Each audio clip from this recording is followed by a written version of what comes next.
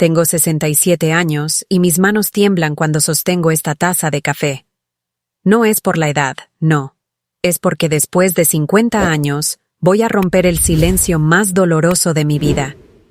Mi tío Evaristo me decía que era nuestro secreto, que nadie me iba a creer. Y tenía razón. Hasta hoy.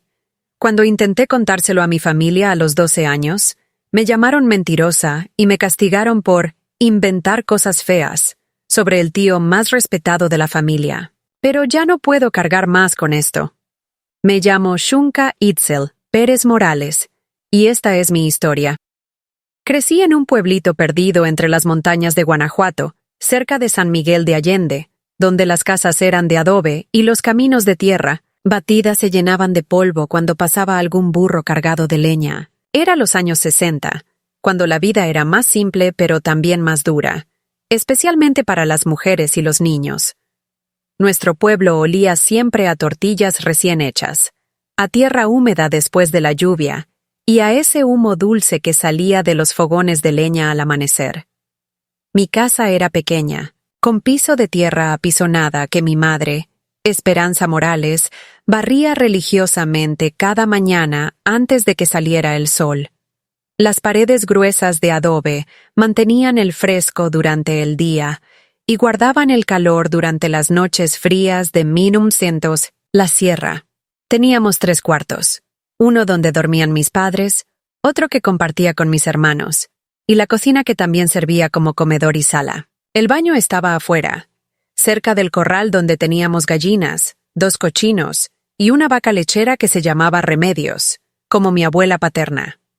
Mi padre, Rigoberto Pérez, era un hombre de campo, de manos ásperas y espalda encorvada por años trabajando la tierra. Cultivábamos maíz, frijol y chile, y teníamos algunos magueyes para hacer pulque que mi padre vendía los fines de semana en el mercado del pueblo. Era un hombre serio, de pocas palabras, que se levantaba antes del amanecer y regresaba cuando ya había estrellas en el cielo. Los sábados por la noche tomaba más pulque del que vendía, y los domingos amanecía con mal humor y dolor de cabeza. Mi madre era una mujer pequeña, siempre vestida de negro o café oscuro, con un rebozo que nunca se quitaba, ni siquiera para dormir. Trabajaba como partera en el pueblo, y tenía manos mágicas para traer niños al mundo, pero también sabía de hierbas para curar el empacho, el susto y el mal de ojo. Era muy religiosa, rezaba el rosario todas las noches y nos obligaba a ir a misa los domingos sin falta. Nunca la vi contradecir a mi padre, nunca la escuché levantar la voz. Las mujeres de esa época habían aprendido que el silencio era una virtud, y que cuestionar a los hombres de la familia era pecado. Yo era la única hija mujer entre 4 hermanos. Celestino, el mayor, tenía 16 años cuando pasó lo que les voy a contar. Era alto y fuerte, con los mismos ojos oscuros de mi padre, pero tenía un corazón más noble. Trabajaba en el campo con papá desde que cumplió 12 años, pero siempre encontraba tiempo para tallarme animalitos de madera o para cargarme en sus hombros cuando íbamos a las fiestas del pueblo. Los otros 3 hermanos eran menores que yo, todavía niños que se la pasaban correteando gallinas y jugando con canicas de barro. Pero el personaje más importante de esta historia era mi tío Evaristo Remedios Pérez, hermano mayor de mi padre. Era un hombre de 35 años, soltero, que tenía una tienda de abarrotes en el centro del pueblo. Era considerado el más próspero de la familia Pérez, el único que sabía leer y escribir bien, el que tenía dinero para comprar, ropa nueva y zapatos de cuero. Toda la familia lo respetaba y lo admiraba. Mi abuela Remedios siempre decía que Evaristo era el orgullo de los Pérez, el que había sabido salir adelante sin necesidad de romperse el lomo en el campo. Mi tío era un hombre alto, de bigote bien recortado y cabello siempre peinado con brillantina. Usaba camisas blancas y pantalones de vestir, incluso entre semana, y siempre olía a loción de rosas que compraba en la ciudad. Tenía las manos suaves, no como las de mi padre, y una sonrisa que a todos les parecía encantadora. Pero yo, desde muy pequeñita, sentía algo raro cuando él me miraba. Sus ojos se detenían en mí de una manera que me hacía sentir incómoda, como si estuviera viendo algo que no debía ver. Mi vida de niña era simple, pero me gustaba. Me levantaba al primer canto del gallo, antes de que mi madre encendiera el fogón, y la ayudaba a moler el maíz para las tortillas del día. Me encantaba sentir la masa suave entre mis dedos y escuchar el palmoteo rítmico cuando mi madre les daba forma. Después, iba a darles de comer a las gallinas, que siempre me recibían con escándalo, como si fuera la cosa más importante de sus vidas. La vaca Remedios también me conocía y me dejaba ordeñarla sin problemas, aunque yo era todavía muy pequeña y mis manos apenas podían abarcar sus ubres. Por las tardes, cuando terminaba de ayudar en la casa, jugaba con muñecas que yo misma hacía con hojas de maíz, piedras y pedazos de tela que mi madre me regalaba. Me inventaba historias, les ponía nombres a mis muñecas y les construía casitas con piedras y palitos. Mi favorita se llamaba Esperanza, como mi madre, y tenía un vestidito azul hecho con un pedazo de rebozo viejo. Los domingos eran especiales. Después de misa, toda la familia se reunía en casa de mi abuela Remedios para comer.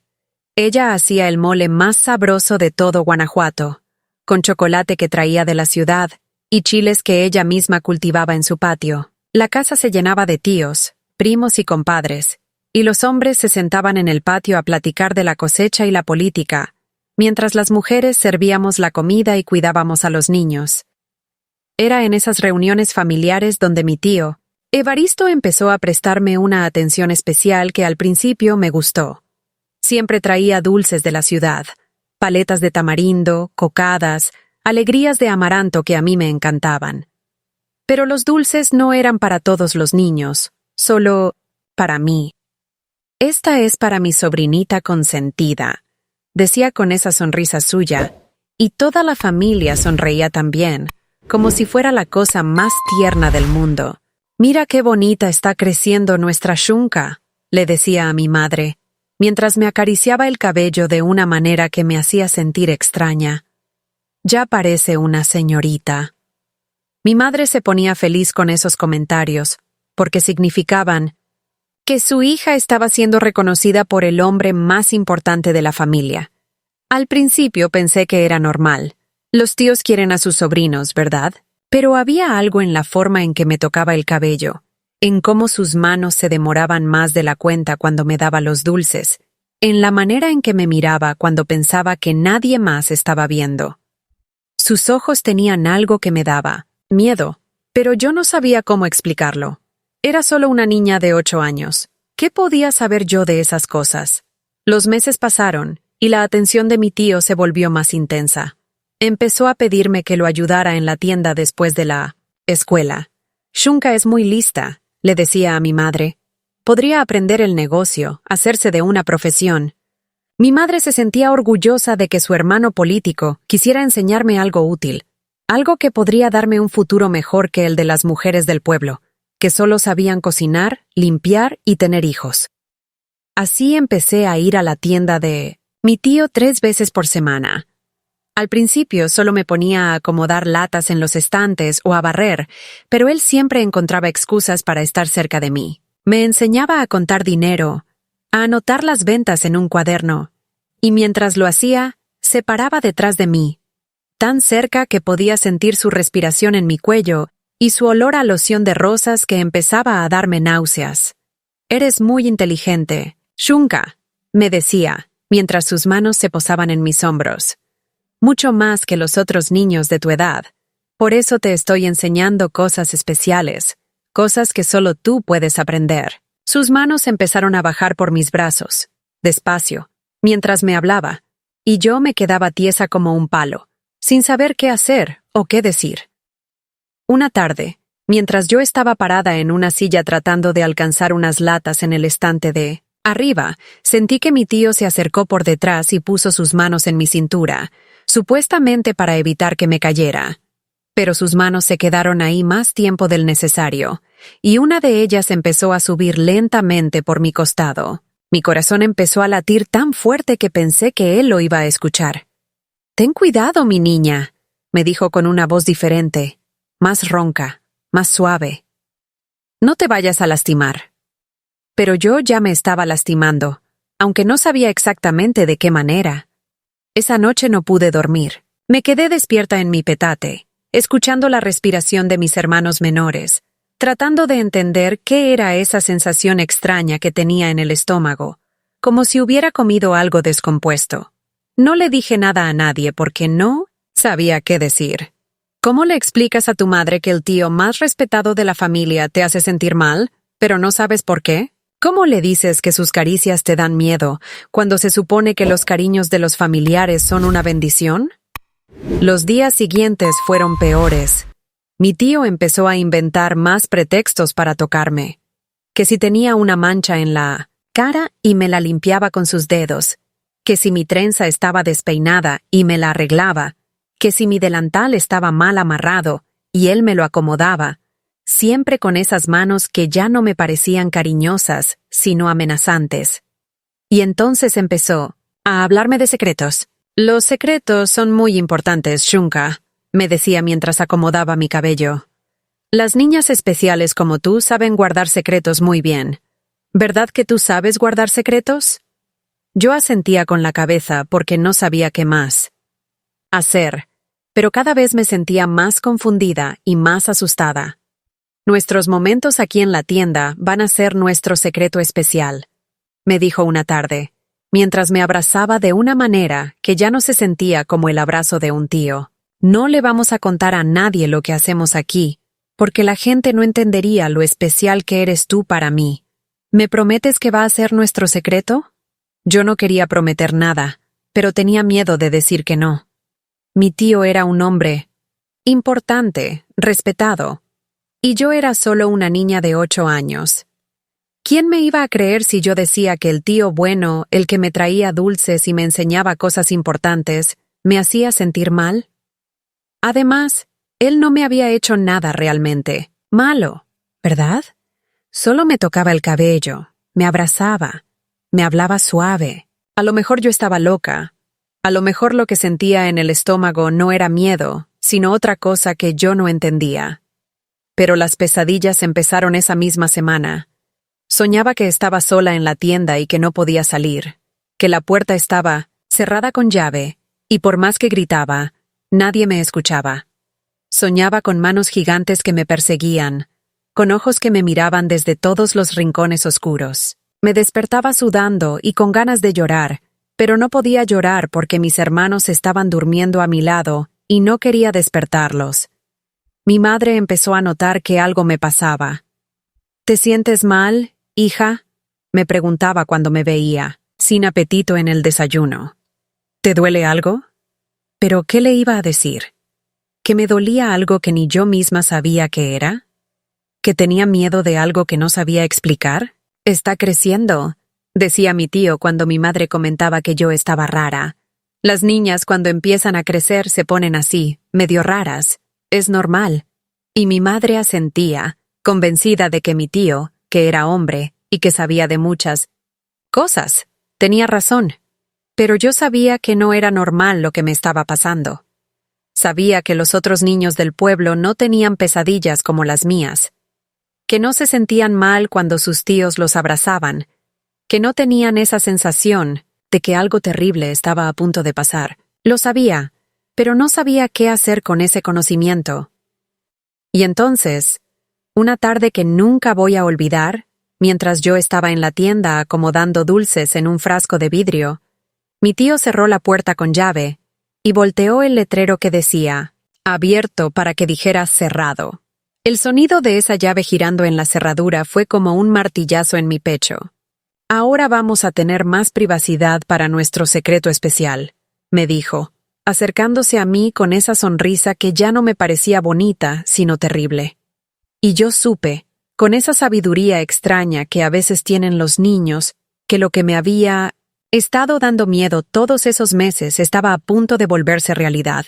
Lo que yo no sabía era que aquellos dulces, aquellas atenciones especiales, aquellas caricias que me daban miedo, tenían un precio que yo iba a tener que pagar. El sonido de esa llave me heló la sangre. Mi tío se acercó despacio. como si tuviera todo el tiempo del mundo, y yo me quedé paralizada junto al frasco de dulces, sintiendo cómo mis piernas empezaban a temblar. La tienda, que siempre había sido un lugar lleno de colores y olores ricos, de pronto se sintió como una trampa, como una caja de la que no podía salir. «No tengas miedo, Shunka», me dijo con esa voz suave que había empezado a odiar. «Solo vamos a jugar un juego muy especial, un juego que solo las niñas inteligentes, como tú, pueden jugar». Se sentó en la silla detrás del mostrador y me hizo señas para que me acercara. «Ven acá, mi amor. Ven con tu tío que te quiere mucho». Pero yo no me moví. Algo dentro de mí, algo que no sabía que existía, me gritaba que no me acercara, que corriera, que gritara. Pero, ¿a dónde iba a correr? La puerta estaba cerrada con llave. ¿A quién le iba a gritar? Estábamos solos en la tienda, y afuera el pueblo estaba tomando su siesta de la tarde. «Shunka», me dijo, y su voz ya no era tan suave. «Ven acá, no me hagas repetírtelo». Había algo en su tono que me dio más miedo que todo lo anterior. Era la voz que usaba con los clientes que no le pagaban a tiempo, la voz que no admitía discusión. Me acerqué despacio, con los pies como de plomo. Cuando estuve cerca, me tomó de la mano y me jaló suavemente para que me sentara en sus piernas. Su olor a loción de rosas ahora se mezclaba con otro olor que no conocía, algo agrio y caliente que me daba náuseas. «Así está mejor», murmuró, mientras me acomodaba en sus piernas como si fuera una muñeca. «Qué bonita estás creciendo, mi niña. Ya no eres la bebita que era antes». Una de sus manos empezó a acariciar mi cabello, pero la otra se quedó en mi cintura, apretándome contra él de una manera que me hacía sentir muy incómoda. «¿Sabes qué es lo que pasa cuando las niñas crecen?», me preguntó, mientras su mano bajaba de mi cintura hacia mi pierna. «Empiezan a aprender cosas de adultos, cosas importantes que sus papás no les pueden enseñar porque no las van a entender». Su mano siguió bajando hasta llegar a la orilla de mi vestido, y entonces empezó a subir por debajo de la tela. Yo quise levantarme, pero él me sostuvo firme. «Quieta, mi amor. Esto es parte del juego. Las niñas especiales como tú tienen que aprender estas cosas temprano, para que cuando sean grandes sepan cómo comportarse». Su mano siguió subiendo por mi pierna, despacio, mientras él me hablaba al oído con esa voz que ahora me daba tanto miedo. «Esto es nuestro secreto especial, ¿te acuerdas? Nadie más puede saber de nuestros juegos porque la gente no entiende el amor que yo te tengo. Si le cuentas a alguien, me van a meter a la cárcel y tú nunca me vas a volver a ver. ¿Quieres que me metan a la cárcel, Shunka? ¿Quieres que tu tío que tanto te quiere se vaya para siempre?» Yo negué con la cabeza, pero no porque no quisiera que se fuera, sino porque tenía tanto miedo que no podía ni hablar. Sus palabras se me clavaron en el pecho como puñales. Si yo decía algo, él se iba a ir a la cárcel, y entonces toda mi familia iba a saber que había sido mi culpa. Iban a saber que yo había sido mala, que había hecho algo malo para que mi tío se metiera en problemas. Además, siguió diciendo, mientras su mano llegaba a lugares donde nadie me había tocado nunca, «¿Quién te va a creer? Yo soy Evaristo Pérez, el hombre más respetado de esta familia. Tú eres solo una niña que a veces se porta mal, que a veces inventa cosas. ¿Tú crees que tu mamá me va a creer a mí o te va a creer a ti?» Esa pregunta me dolió más que todo lo que me estaba haciendo con las manos, porque yo sabía la respuesta. Mi mamá siempre le creía más a los hombres que a los niños. Siempre pensaba que los adultos tenían la razón y que los niños inventaban cosas o exageraban. Y mi tío era el hermano de mi papá, el hombre más importante de la familia, el que sabía leer y escribir, el que tenía dinero y respeto. Yo era solo una niña de 8 años que a veces rompía platos o se ensuciaba el vestido. «Pero no te preocupes», me susurró al oído, y su aliento caliente me hizo temblar. «Mientras seas una niña buena y guardes nuestro secreto, yo te voy a querer mucho, te voy a dar dulces, te voy a enseñar cosas importantes. Vas a ser mi sobrinita consentida para siempre». Ese día no pasó mucho más. Me tocó por encima de la ropa Me abrazó de maneras que me hicieron sentir sucia. Me habló de cosas que yo no entendía pero que me daban vergüenza. Cuando terminó, me arregló el vestido, me peinó el cabello y me dio 3 dulces de tamarindo. Como si nada hubiera pasado. Recuerda, me dijo mientras abría la puerta. Esto es nuestro secreto. Las niñas que guardan secretos son las más especiales de todas. Y me sonrió como siempre, con esa sonrisa que toda mi familia adoraba y que yo ahora temía más que a los truenos. Caminé a casa como zombi, con los dulces en la mano y un peso terrible en el pecho. Todo me parecía diferente. Los perros que ladraban en la calle, las señoras que platicaban en las puertas, los niños que jugaban canicas en el polvo. Era como si yo estuviera viendo el mundo a través de un vidrio sucio, como si algo se hubiera roto dentro de mí y ya no pudiera ver las cosas como antes. En casa, mi madre me preguntó cómo me había ido en la tienda. Bien, le dije, con una voz que no parecía mía. Tío Evaristo me enseñó a contar dinero. Era mentira, pero no era mentira. Él me había enseñado algo, pero no era a contar dinero. Me había enseñado que había secretos terribles, que había adultos que hacían cosas malas a los niños, que había palabras que nunca podría decir en voz alta. Esa noche no pude comer.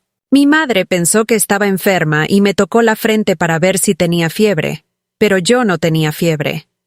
Tenía algo peor, algo que no se curaba con hierbas ni con rezos. Tenía miedo metido en los huesos, vergüenza pegada en la piel y un secreto tan grande y tan feo que me pesaba como una piedra en el estómago. Los días siguientes fueron una pesadilla.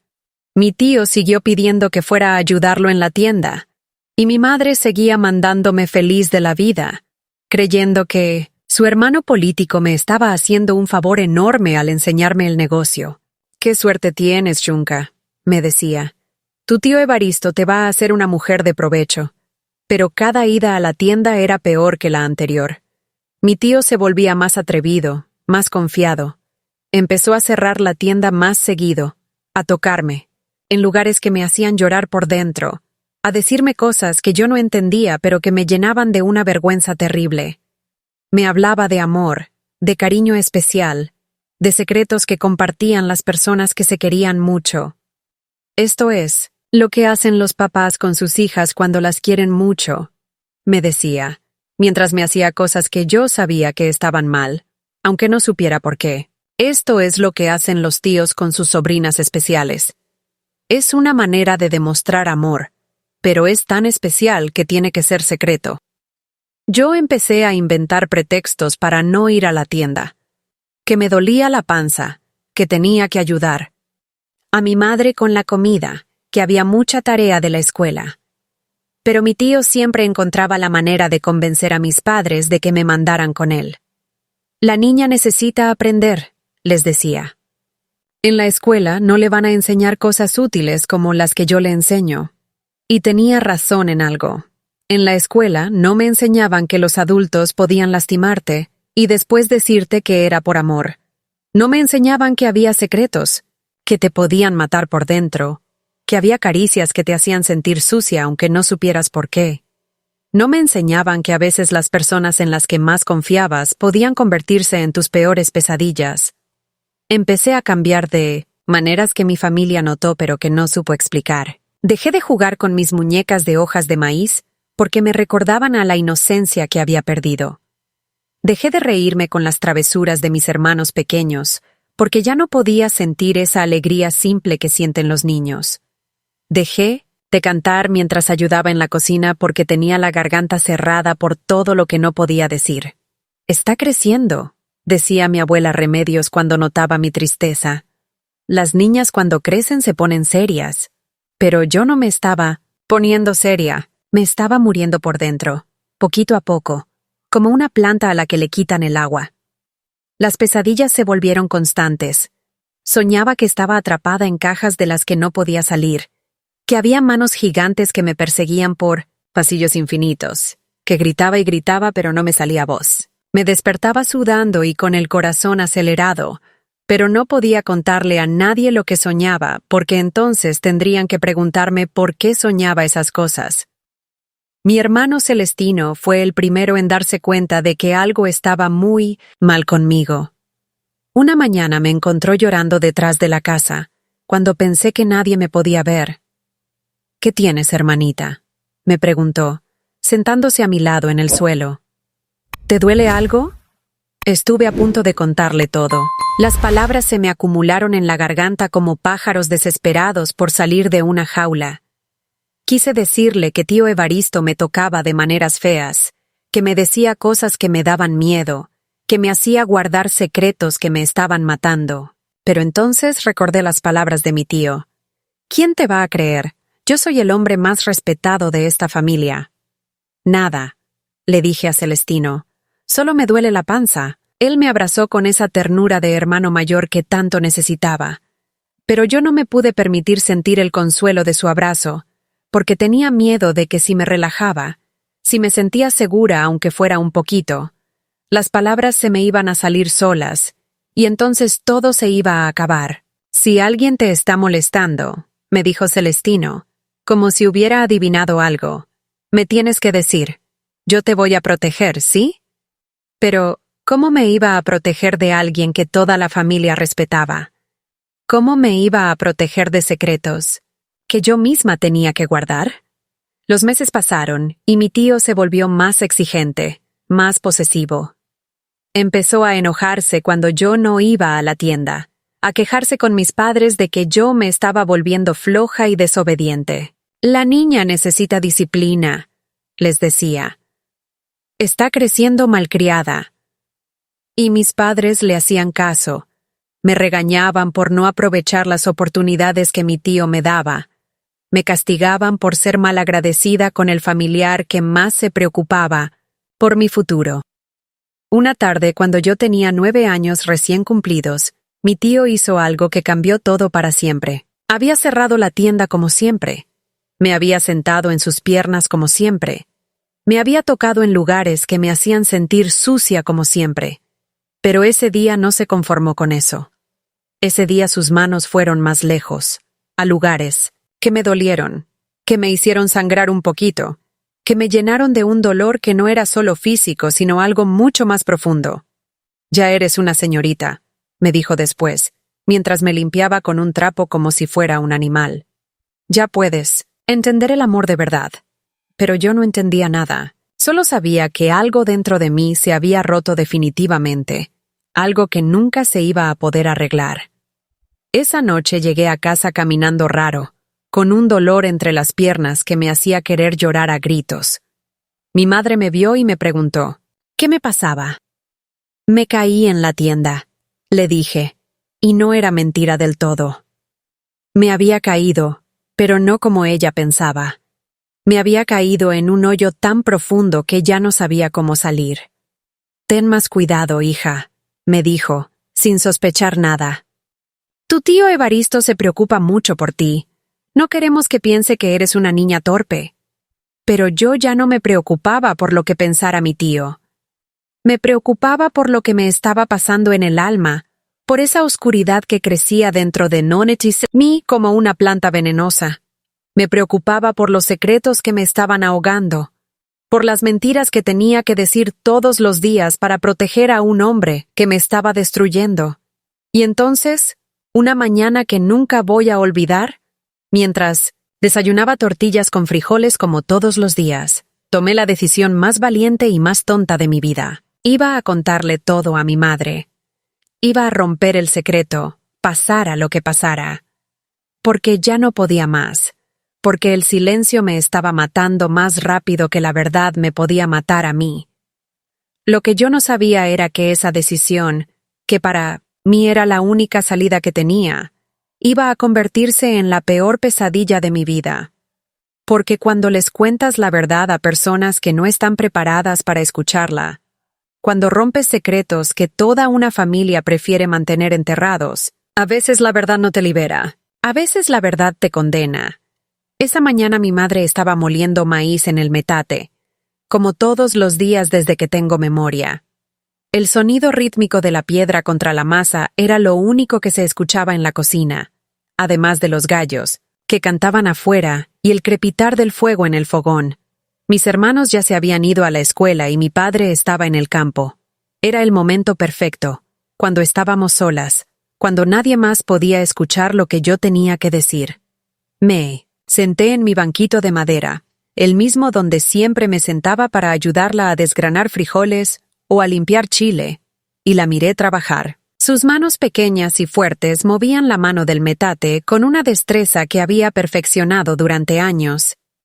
Llevaba puesto su rebozo café, el que nunca se quitaba, y su vestido de percal azul que ya estaba desteñido por tantas lavadas. «En el río». «Mamá», le dije, y mi voz salió tan bajita que tuve que repetirlo. «Mamá, necesito decirte algo». Ella no dejó de moler, pero levantó la vista hacia mí. «¿Qué pasa, hija? ¿Te sientes mal otra vez?»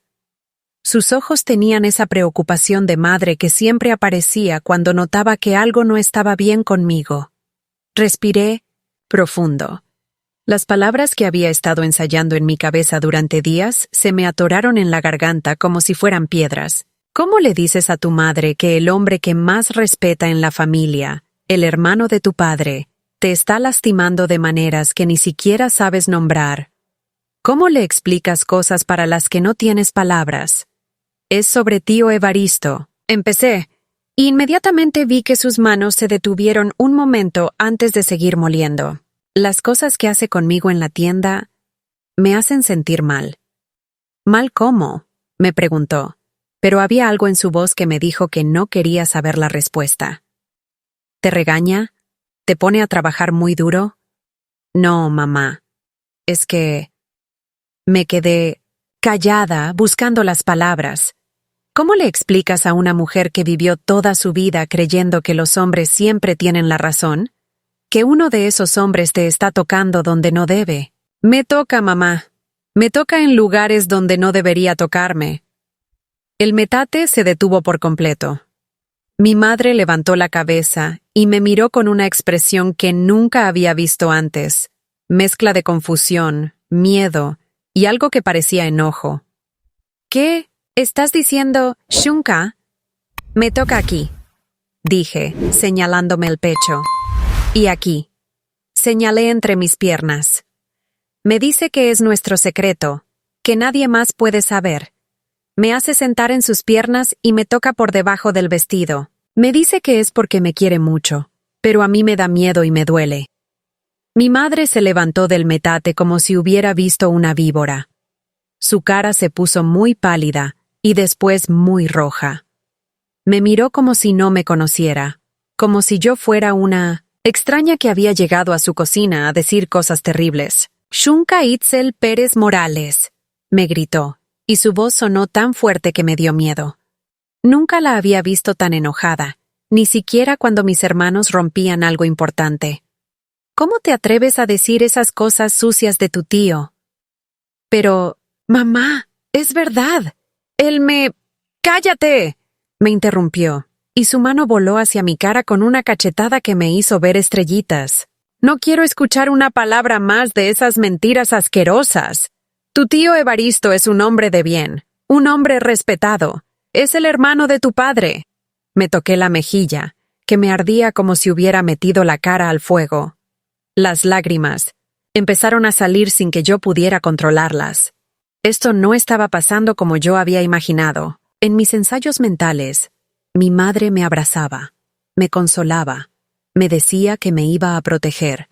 Nunca pensé que me iba a pegar, que me iba a gritar, que me iba a llamar mentirosa. «Mamá, por favor, escúchame». «No, tú me vas a escuchar». «¡A mí!», me gritó, y se acercó tanto que pude ver las venas hinchadas en su cuello. «Tu tío Evaristo es el hombre más bueno de esta familia. Él te está enseñando cosas importantes, te está ayudando a ser alguien en la vida, y tú le pagas con estas mentiras cochinas». «¡No son mentiras!», grité, pero mi voz sonó desesperada, como la de un animal atrapado. «Es verdad. Él me hace cosas feas. Me duele, mamá. Me duele aquí adentro». Me toqué el pecho, donde sentía como si tuviera un hoyo que crecía más cada día. Pero mi madre ya no me estaba escuchando. Estaba furiosa, más furiosa de lo que la había visto en toda mi vida. Eres una niña mala, una niña cochina que inventa cosas sucias. No sé de dónde sacas esas ideas tan feas, pero te las voy a quitar a golpes si es necesario. Y entonces empezó a pegarme, no como la cachetada de antes, sino golpes en la espalda, en los brazos, en las piernas, mientras me gritaba cosas terribles. Niña malcriada, niña mentirosa, ¿cómo te atreves a manchar el nombre de tu tío con tus cochinerías? Yo trataba de protegerme con los brazos, pero ella era más fuerte. Entre golpe y golpe le gritaba que era verdad, que no estaba mintiendo, que por favor me creyera. Pero cada vez que yo decía algo, ella me pegaba más fuerte, como si mis palabras fueran veneno que tenía que sacar de mí a golpes. Tu tío Evaristo es un santo, me gritaba mientras me pegaba. Un hombre que se preocupa por ti, que te quiere enseñar cosas buenas, y tú le pagas inventando porquerías. Eres una desagradecida, una mentirosa. Cuando por fin paró de pegarme, los dos estábamos llorando. Ella de rabia y de vergüenza, yo de dolor y de desesperación. Me quedé tirada en el piso de tierra, de la cocina, con el cuerpo adolorido y el alma hecha pedazos. El silencio que siguió fue peor que los gritos y los golpes. «Te vas a ir a confesar», me dijo después de un rato, con la voz todavía temblorosa. «Le vas a decir al padre Abundio las mentiras que inventaste, y él te va a ayudar a limpiar tu alma de esas suciedades. Y después le vas a pedir perdón a tu tío Evaristo por las cosas feas que dijiste de él. Mamá, por favor. No, ya. No quiero escucharte. Te vas a ir ahora mismo a la iglesia, y no regresas hasta que te hayas confesado como Dios manda». Me levanté del suelo como pude. Todo el cuerpo me dolía, pero el alma me dolía más. La mujer que se suponía que me tenía que proteger, que me tenía que creer, que me tenía que cuidar, me había pegado por decir la verdad. Me había llamado mentirosa, cochina, malcriada, y lo peor de todo era que yo empezaba a creerle. Lo mejor sí estaba loca. A lo mejor sí estaba inventando cosas. A lo mejor mi tío sí me quería y yo era muy mala para entender su cariño. Caminé hacia la iglesia con los ojos hinchados de tanto llorar y el cuerpo adolorido de la golpiza. El pueblo me parecía diferente otra vez, como si todo el mundo supiera lo que había pasado, como si todos me estuvieran juzgando. Las señoras que barrían sus patios, los hombres que arreglaban sus herramientas, los niños que jugaban en la calle, todos me parecían extraños, amenazantes. La iglesia estaba vacía y fresca, olía a incienso y a velas de cera. El padre Abundio estaba arreglando unas flores en el altar cuando me vio entrar. Era un hombre mayor, de barba blanca y ojos cansados, que llevaba tantos años en el pueblo que ya era como parte del paisaje. «Shunka», me dijo cuando me acerqué al confesionario. «Tu madre me mandó recado de que tenías algo que confesar. Ven, acá, hija». Me arrodillé en el confesionario, del lado donde siempre se ponían los pecadores. El padre Abundio se sentó del otro lado, detrás de la rejilla de madera que nos separaba. Ese espacio pequeño y oscuro me hizo sentir claustrofobia, como si fuera otra trampa de la que no podía salir. «Cuéntame qué pasa, hija», me dijo con voz suave. «¿Qué es lo que tienes que confesar?» Y entonces, por segunda vez en el mismo día, intenté contar mi historia. Pero esta vez fue diferente. Esta vez ya no tenía la fuerza que había tenido en la mañana. Esta vez las palabras salieron quebradas, confusas, mezcladas con sollozos y con dudas. A lo mejor mi madre tenía razón. A lo mejor yo era una niña mala que inventaba cosas feas. «Padre», comencé. «Mi madre dice que tengo que confesar que inventé mentiras sobre mi tío Evaristo». «¿Qué clase de mentiras, hija?» «Mentiras sucias», dije, usando las palabras de mi madre. «Mentiras sobre cosas que él me hace en la tienda». Hubo un silencio largo del otro lado de la rejilla. Cuando el padre Abundio habló, su voz sonaba cansada, como si hubiera escuchado esa historia muchas veces antes. Hija, me dijo, a veces los niños confunden las muestras de cariño de los adultos. Los tíos quieren a sus sobrinos, los abrazan, los consienten, es normal, pero a veces los niños, especialmente las niñas cuando están creciendo, malinterpretan ese cariño. Pero padre, él me toca. Los adultos tocan a los niños, hija. Te cargan, te abrazan, te acarician el cabello. Eso es amor de familia. Si tú estás pensando cosas malas sobre ese amor, entonces el problema está en tu mente, no en los actos de tu tío. Sus palabras me cayeron como pedradas.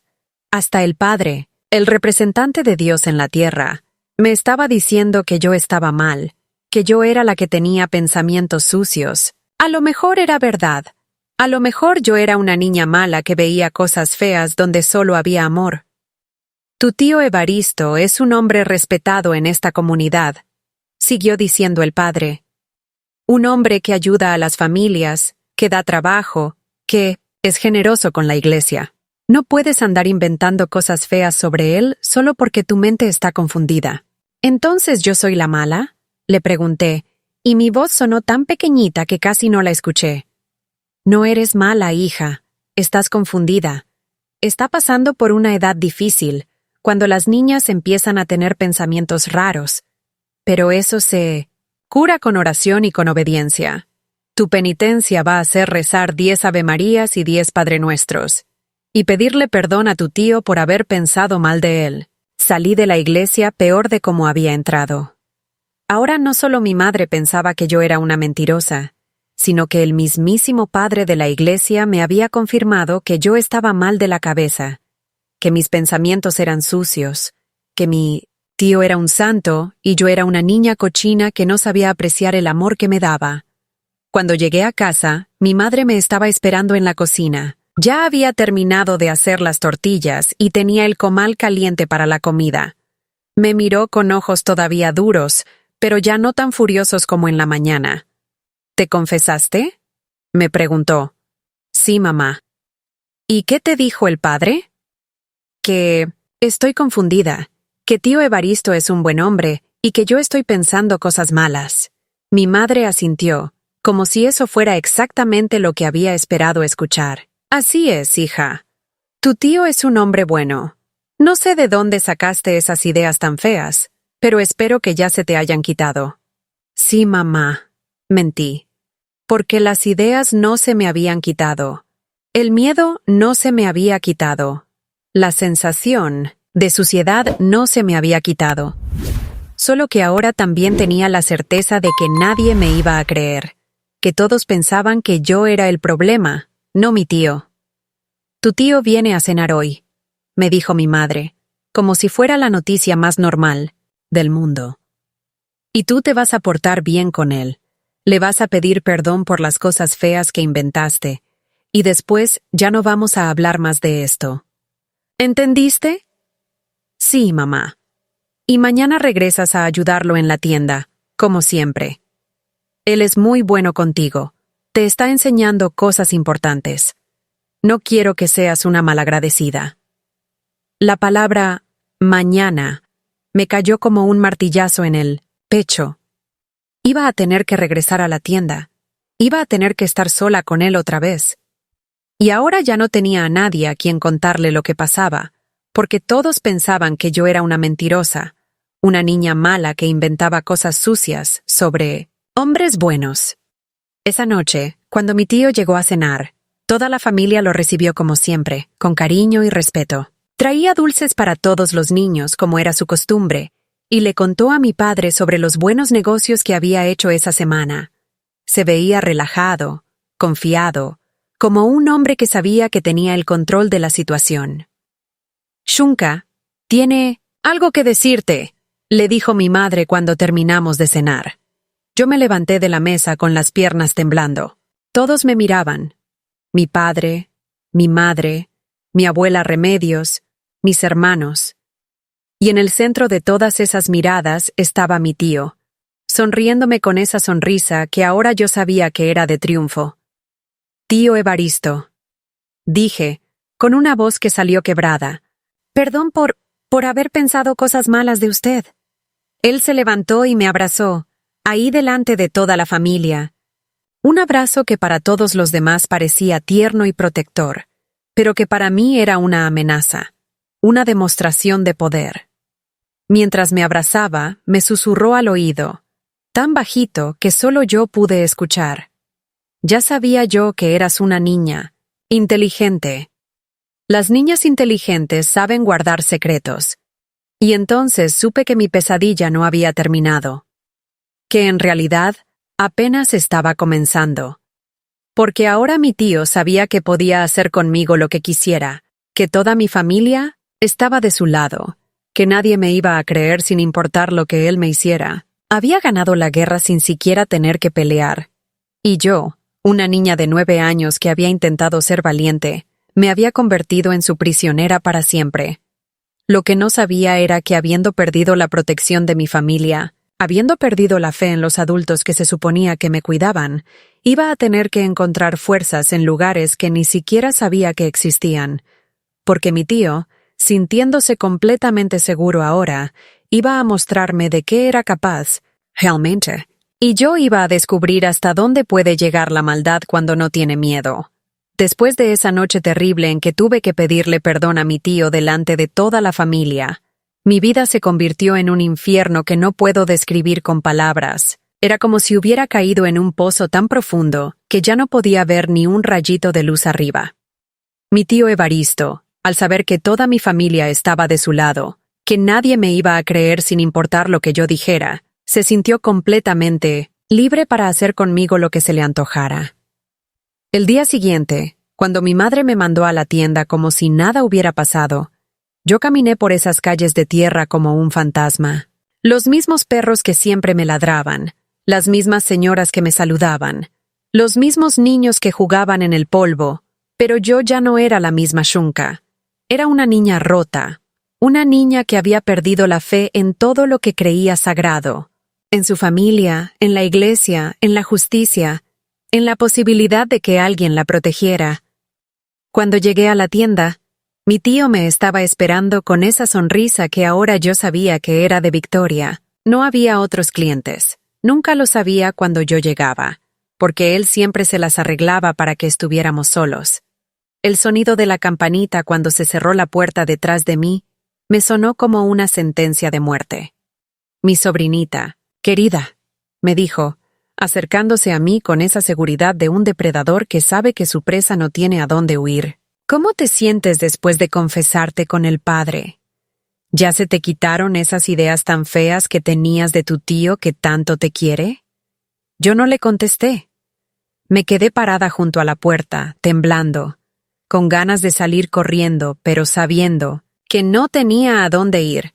Si me escapaba de la tienda, mi madre me iba a regresar a golpes. Si le contaba a alguien más lo que pasaba, me iban a volver a decir que era una mentirosa. Estaba atrapada como un ratón en una trampa. «Ven acá, mi amor», me dijo, y su voz tenía algo nuevo, algo más oscuro que antes. «Ahora que ya sabemos que somos tú y yo contra el mundo, que nadie más entiende nuestro amor especial, podemos ser más libres, ¿verdad?» Se sentó en su silla detrás del mostrador y me hizo señas para que me acercara. Cuando estuve cerca, me agarró de la muñeca con una fuerza que me dolió. Sus manos ya no tenían esa suavidad falsa de antes. Ahora me tocaba como si fuera su propiedad, como si yo fuera una cosa que le pertenecía. «Tu mamá me contó lo que le dijiste», murmuró mientras me jalaba hacia él. «Me contó las mentiras tan feas que inventaste sobre mí. Me dolió mucho, Shunka. Me dolió que una niña a la que tanto quiero piense cosas tan cochinas de su tío». Me sentó en sus piernas a la fuerza, porque yo ya no quería sentarme ahí. Antes había obedecido por miedo, pero ahora hasta la obediencia se había vuelto imposible. Todo mi cuerpo se resistía, pero él era más fuerte que yo. «Pero ya entendí», siguió diciendo, mientras sus manos empezaban a tocarme de maneras que me hacían querer vomitar. «El problema es que eres muy inocente todavía. No entiendes lo que es el amor de verdad. Por eso inventas esas historias, porque no sabes cómo expresar lo que sientes por mí. Una de sus manos empezó a subir, por debajo de mi vestido, más atrevida que nunca, mientras la otra me sostenía fuerte para que no me pudiera escapar. Yo traté de mover las piernas para alejarme, pero él me apretó más contra él. «Hoy te voy a enseñar lo que es el amor de verdad», me susurró al oído, y su aliento caliente me dio asco. «Te voy a demostrar cuánto te quiero, de una manera que vas a entender mejor». Lo que pasó después es algo que mi mente trató de borrar durante muchos años.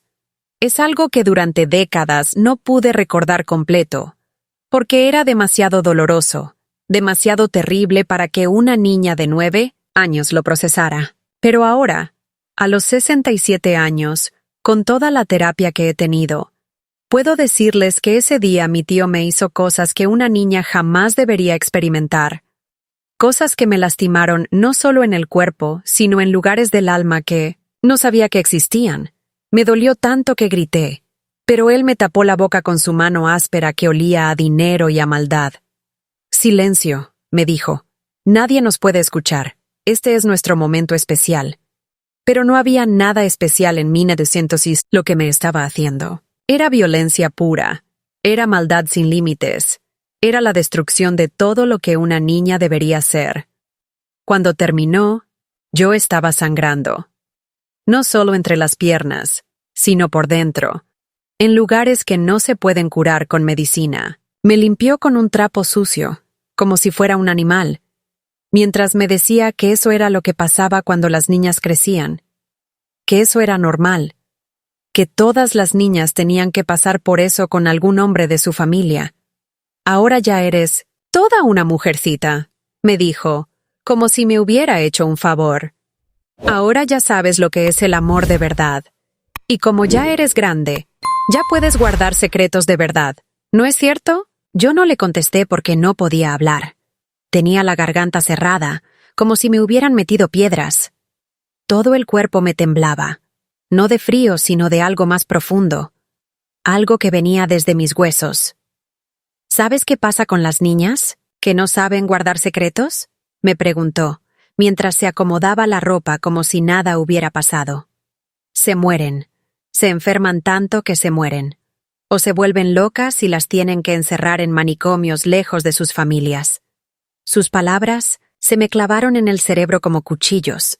Ya no era solo la amenaza de que nadie me iba a creer. Ahora era la amenaza de muerte, de locura, de castigos peores que lo que ya me estaba pasando.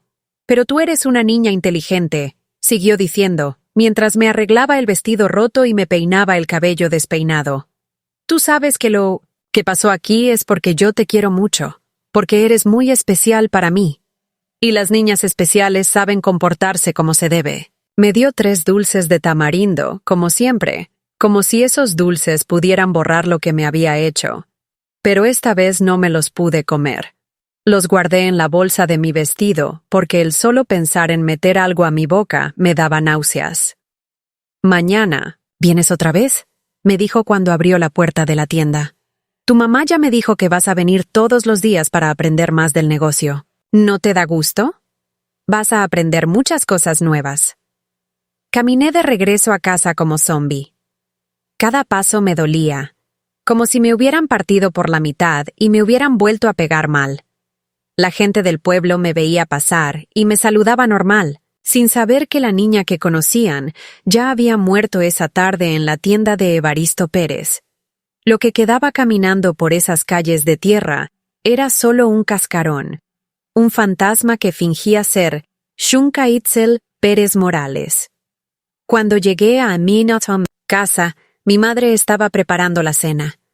Me vio entrar y me sonrió, feliz de ver que su hija había pasado otra tarde aprendiendo cosas útiles con su tío. «¿Cómo te fue, hija? ¿Te portaste bien con tu tío?» «Sí, mamá», mentí, con una voz que no parecía mía. «¿Aprendiste cosas nuevas?» «Sí, mamá», volví a mentir, porque sí había aprendido cosas nuevas.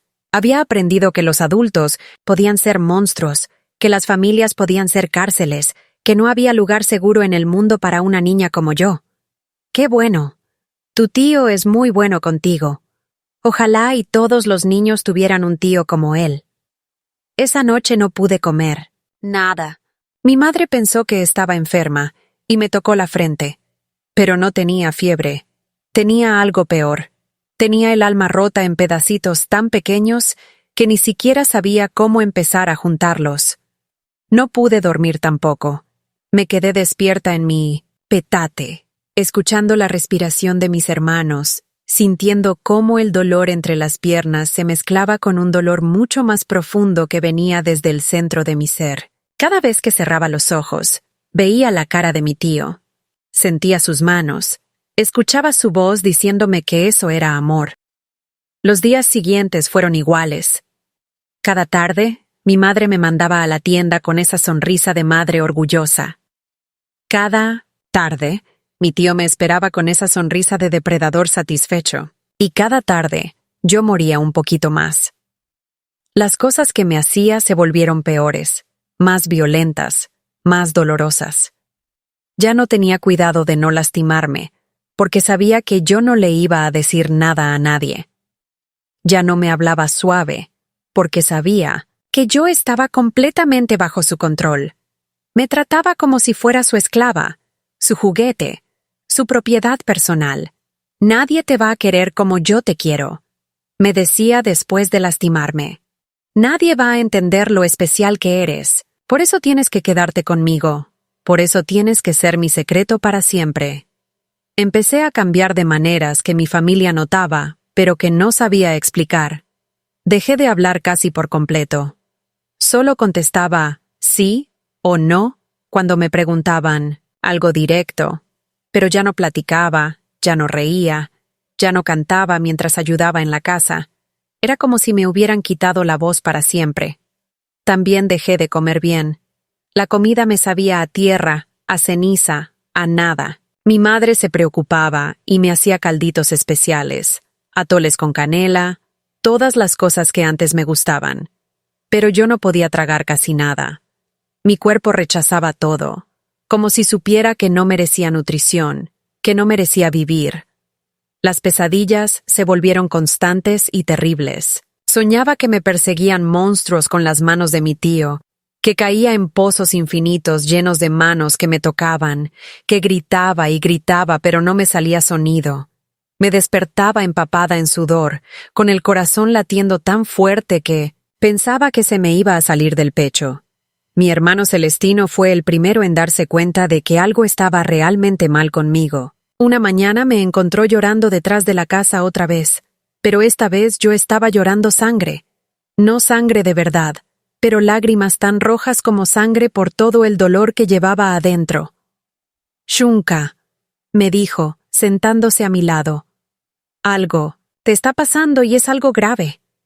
Yo sé que me dijiste que nada, pero esto no es nada. Esto es algo muy malo». Levanté la cara para mirarlo y vi que tenía los ojos llenos de lágrimas. Mi hermano mayor, que siempre había sido fuerte, que nunca lloraba, estaba llorando por mí. Y por un momento pequeñito, pensé en contarle todo. Pensé en contarle lo que me hacía mi tío, lo que me había hecho mi familia al no creerme, lo que me estaba pasando en el alma. Pero entonces recordé las palabras de mi tío. Las niñas que no saben guardar secretos se mueren o se vuelven locas. Y recordé la golpiza de mi madre, los regaños del padre, la forma en que toda mi familia había defendido a mi tío contra mí. ¿Para qué le iba a contar a Celestino? ¿Para que él también pensara que yo era una mentirosa? «No tengo nada», le dije, con esa voz quebrada que ya era lo único que me salía. «Solo estoy cansada». Pero Celestino no me creyó. Ese día hizo algo que no había hecho antes. Se quedó cerca de casa en lugar de irse al campo con mi padre. Y cuando llegó la hora en que mi madre me iba a mandar a la tienda, él se ofreció para llevarme. «Yo la llevo», le dijo a mi madre. «Tengo que comprar algo de todas maneras». Esa tarde, por primera vez en semanas, no me quedé sola con mi tío.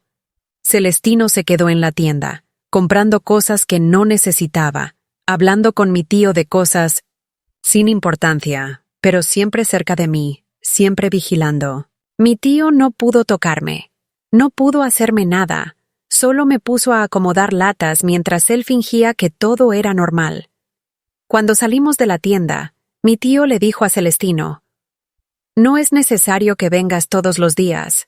Shunka está aprendiendo cosas importantes y necesita concentrarse».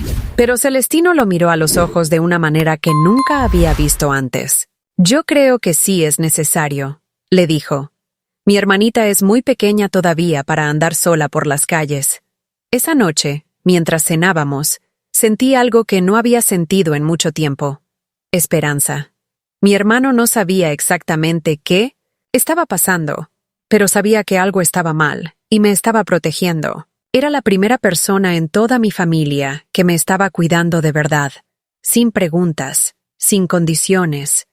Pero esa pequeña chispa de esperanza me duró muy poco, porque mi tío, al ver que Celestino se estaba interponiendo en su camino, decidió tomar medidas que iban a cambiar todo para siempre. Lo que yo no sabía era que los monstruos como mi tío, cuando se sienten amenazados, son capaces de cosas que ni en mis peores pesadillas había imaginado. Los siguientes días fueron extraños, como si hubiera una tormenta formándose en el aire, pero nadie supiera exactamente cuándo iba a estallar. Celestino siguió encontrando pretextos para acompañarme a la tienda o para quedarse cerca cuando yo tenía que ir sola. Mi tío se ponía cada vez más tenso, más irritable, como un animal enjaulado que busca la manera de escapar. Una tarde, cuando Celestino tuvo que ir al campo, porque mi padre lo necesitaba para cargar los costales de maíz, mi tío me esperaba con una cara que nunca le había visto. No era la sonrisa falsa de siempre, ni la expresión de depredador satisfecho que había tenido las últimas semanas. Era algo nuevo, algo que me dio más miedo que todo lo anterior. «Tu hermano se está volviendo muy metiche», me dijo apenas cerró la puerta de la tienda. «¿Le dijiste algo? ¿Le contaste nuestros secretos?» «No», le dije, y era verdad. «No le dije nada. Entonces, ¿por qué anda rondando por aquí como perro guardián? ¿Por qué no me deja estar a solas contigo como antes?» Yo no sabía qué contestarle. La verdad era que no entendía completamente por qué Celestino había empezado a protegerme. Solo sabía que me sentía más segura cuando él estaba cerca. Era como si mi hermano hubiera desarrollado un instinto que le decía que algo estaba mal, aunque no supiera exactamente qué. ¿Sabes qué pasa con los muchachos que se meten en cosas que no les importan?, me preguntó mi tío, mientras se acercaba a mí con pasos lentos y amenazantes. Les pasan accidentes, se caen de los caballos, se cortan con las herramientas del campo, se pierden en el monte y nunca los vuelven a encontrar. Sus palabras me helaron la sangre.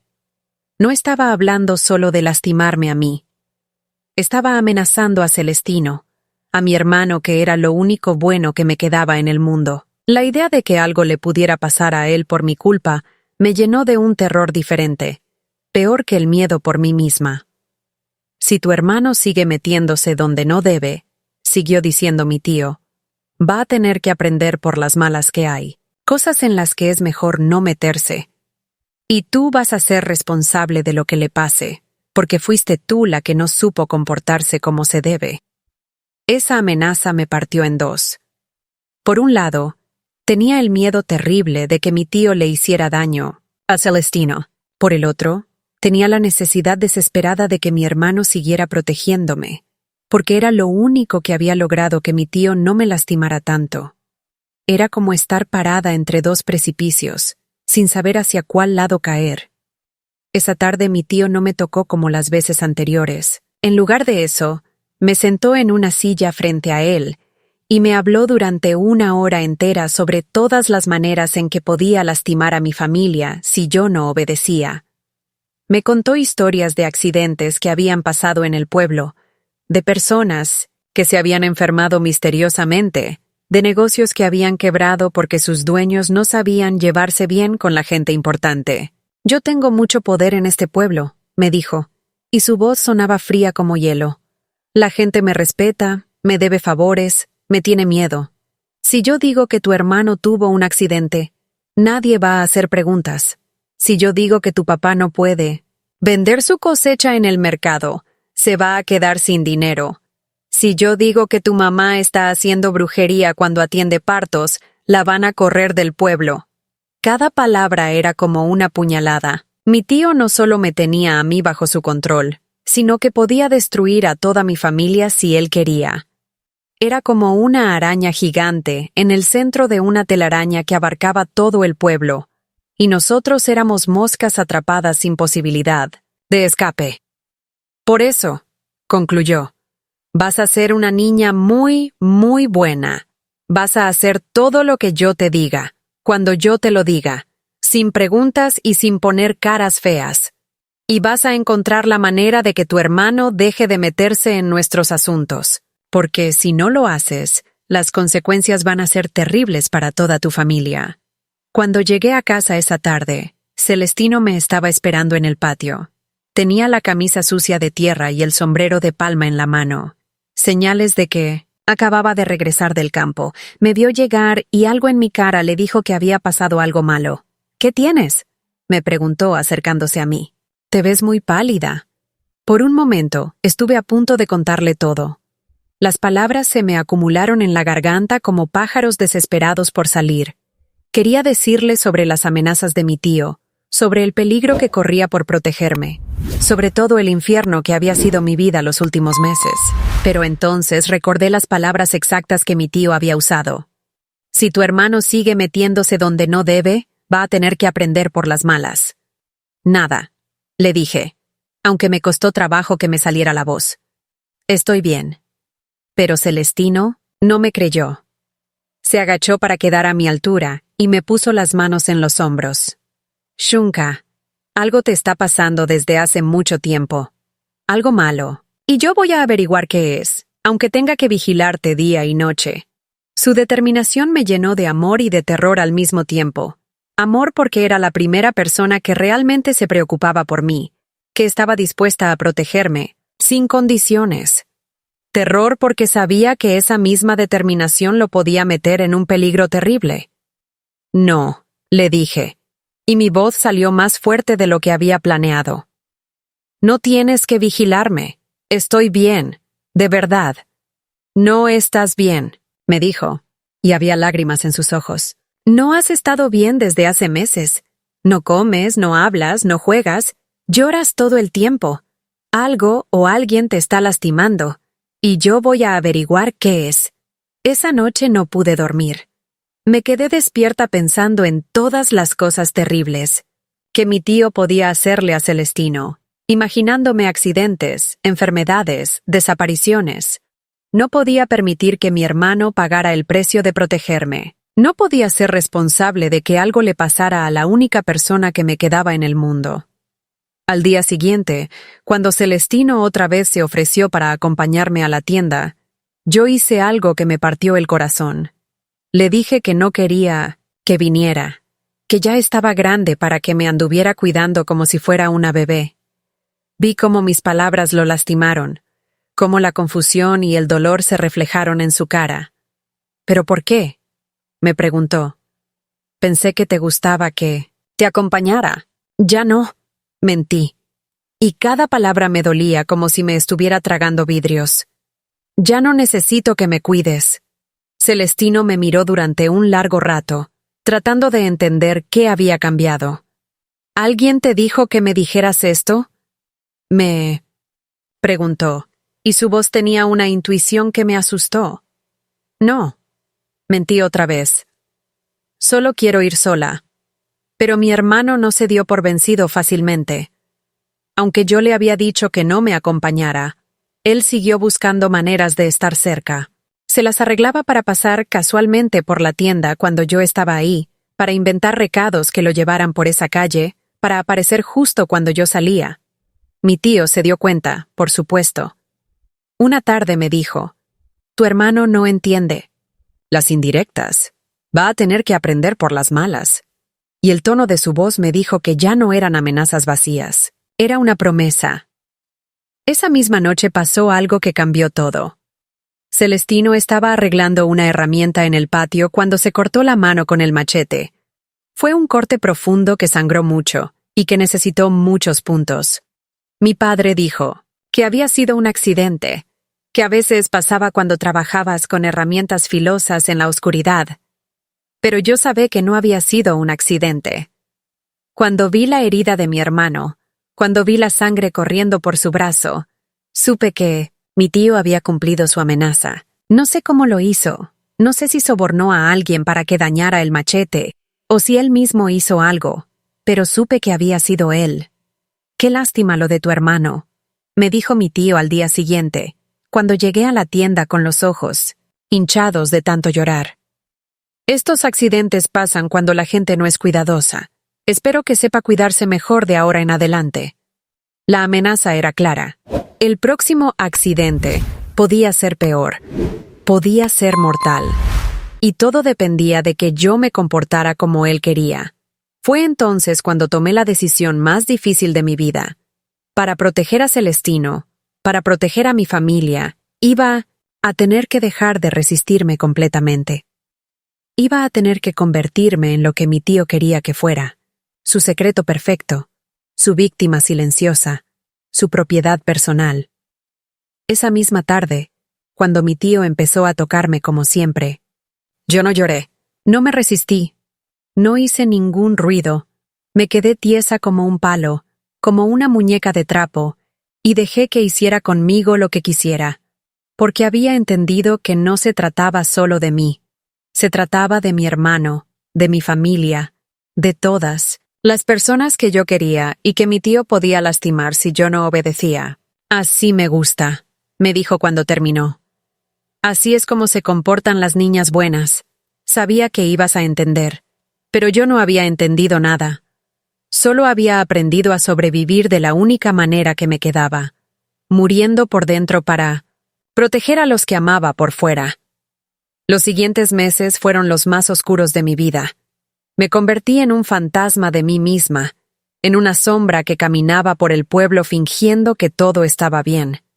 Mi tío, al ver que ya no había resistencia, de mi parte, se volvió más confiado, más cruel, más posesivo. Me hacía cosas que no voy a describir porque hay límites para el dolor que una persona debe escuchar. Pero lo peor no era lo que me hacía en el cuerpo. Lo peor era lo que me decía, cómo me convenció poco a poco de que yo ya no servía para nada más, de que estaba sucia para siempre, de que nunca nadie me iba a querer de verdad porque sabían lo que yo era. «Ya no eres una niña inocente», me decía. «Ya sabes cosas que las niñas buenas no saben. Ningún hombre decente se va a querer casar contigo cuando sepan lo que has hecho conmigo». Y yo le creía. Creía que estaba marcada para siempre, que llevaba una mancha que todos podían ver, que mi única función en el mundo era ser el secreto sucio de mi tío.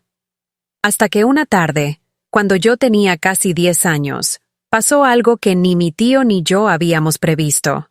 Celestino, que nunca había dejado de vigilarme a pesar de mi rechazo, que había seguido preocupándose a pesar de los accidentes que le pasaban cada vez que se acercaba demasiado a la verdad, hizo algo que cambió todo para siempre. Llegó a la tienda en el momento exacto en que mi tío me estaba lastimando. No tocó la puerta, no anunció su llegada. Simplemente entró de golpe, como si hubiera tenido una corazonada, como si algo le hubiera gritado que tenía que llegar justo en ese momento. Lo que vio lo dejó paralizado durante unos segundos que se sintieron como horas. Mi tío tratando de arreglar mi ropa desesperadamente, yo llorando en silencio con sangre en las piernas. La escena completa de horror que había estado sucediendo durante meses en secreto. Celestino no dijo ni una palabra.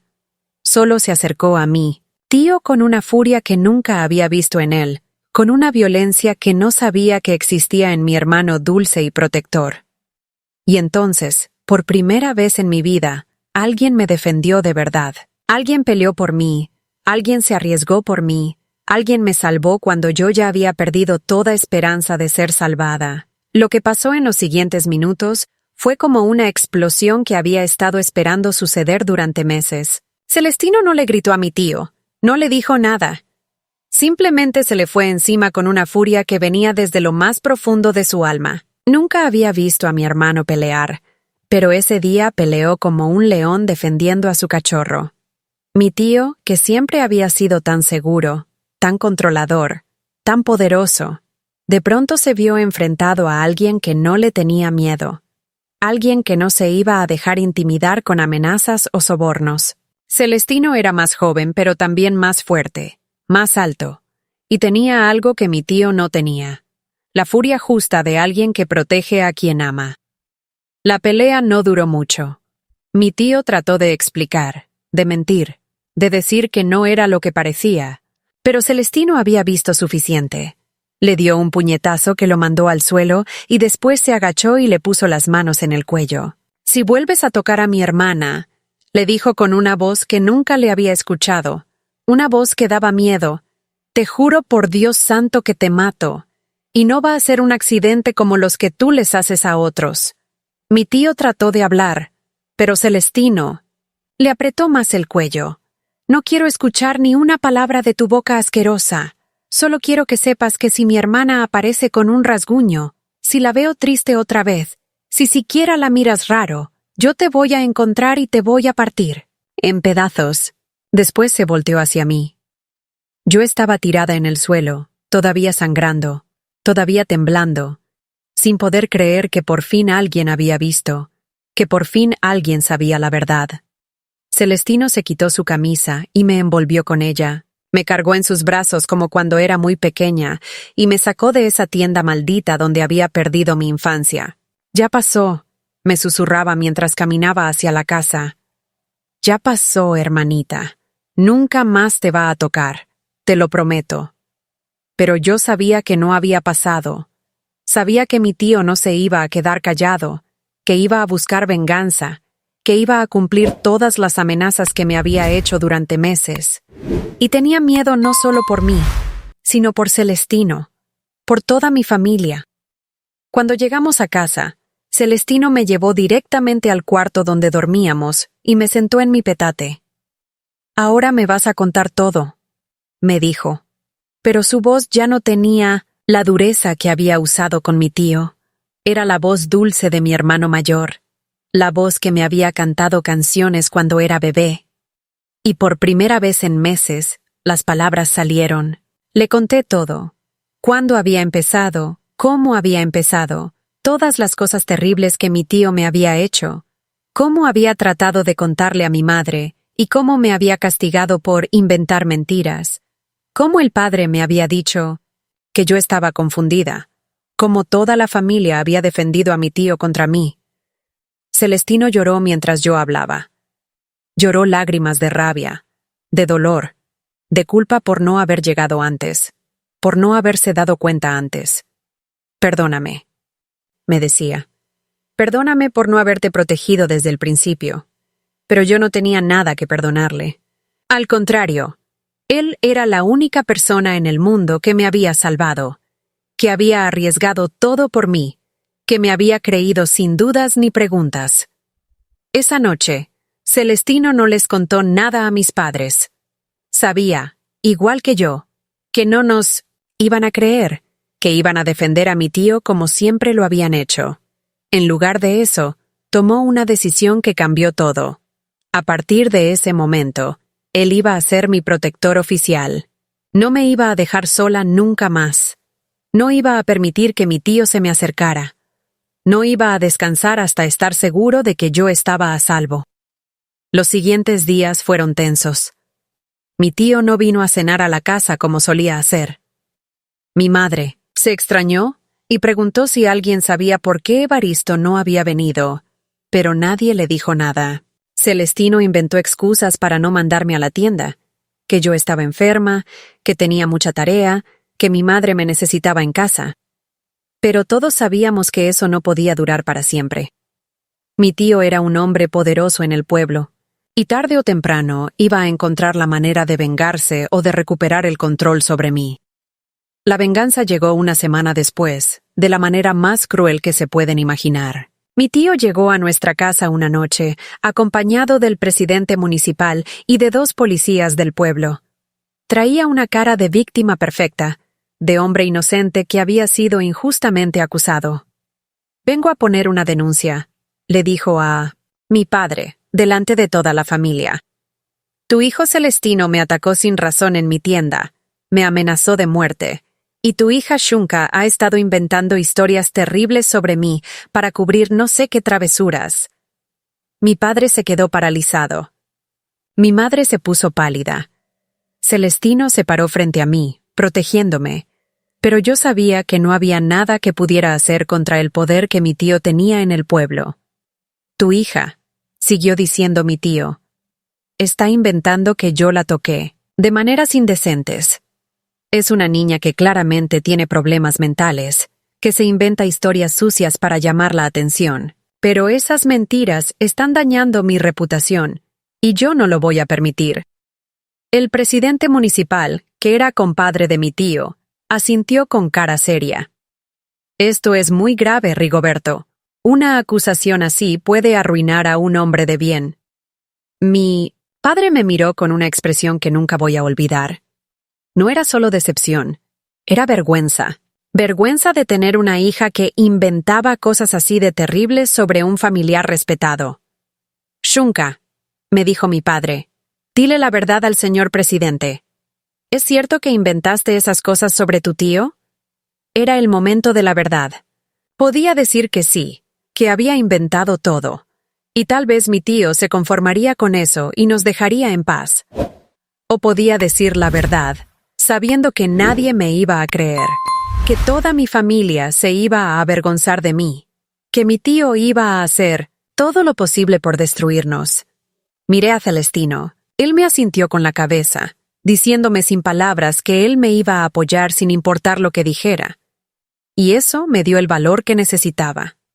No inventé nada, dije, con una voz más firme de la que había tenido en meses. Mi tío me tocó donde no debía tocarme. Me hizo cosas malas durante mucho tiempo. Y cuando traté de decirle a mi mamá, me pegó y me dijo que era mentirosa. El silencio que siguió fue terrible. Mi padre se puso rojo de vergüenza. Mi madre empezó a llorar. Mis hermanos pequeños se veían confundidos y asustados. Y mi tío tenía una sonrisa pequeña, casi imperceptible, porque sabía que había ganado otra vez. ¿Ven?, dijo. La niña está enferma. Necesita ayuda médica, tal vez internamiento en un lugar donde puedan curarle esas ideas tan feas. Pero entonces pasó algo que nadie esperaba. Celestino se acercó al presidente municipal y le dijo: yo lo vi. Llegué a la tienda y lo vi abusando de mi hermana. Vi la sangre, vi cómo tenía rota la ropa, vi todo. Mi tío se puso pálido. No había contado con que hubiera un testigo, alguien que pudiera confirmar mi historia. El muchacho está mintiendo, para proteger a su hermana, dijo mi tío, pero ya no sonaba tan seguro. ¿Por qué iba a mentir?, preguntó Celestino. ¿Qué gano yo inventando algo así? Mi hermana tiene 9 años. ¿Usted cree que una niña de 9 años se puede inventar los detalles que ella conoce? El presidente municipal se veía incómodo. Conocía a mi tío. Sabía de su poder y su dinero, pero también conocía a mi familia. Sabía que éramos gente honesta y trabajadora, y la historia de Celestino sonaba verdadera. Esto es muy delicado, dijo por fin. Vamos a tener que investigar más a fondo. Mi tío se dio cuenta de que las cosas no estaban saliendo como él había planeado. No hay nada que investigar, dijo, tratando de recuperar el control. Esta familia me está calumniando para no sé qué propósito.